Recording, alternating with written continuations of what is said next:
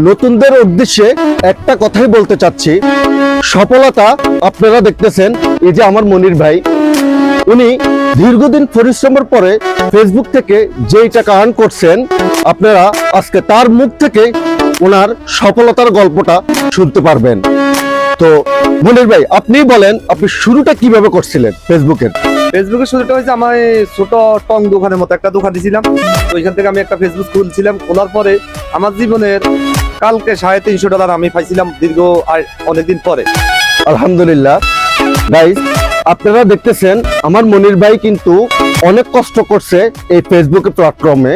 তো আপনারা আপনাদের ভালোবাসার কারণে উনি কালকে কিন্তু $350 ফার্স্ট পেমেন্ট উঠাইছে।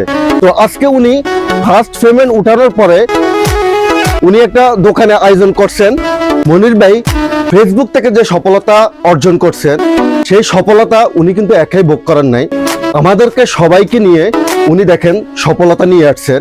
$350 উনি কিন্তু ইনকাম করছেন, বাট উনি কিন্তু $1150 খুশিতে উনি সবার মাঝে বিলিয়ে দিয়েছেন। এই যে দেখেন অনেকগুলা খাবার আইটেম কিন্তু উনি রাখছেন।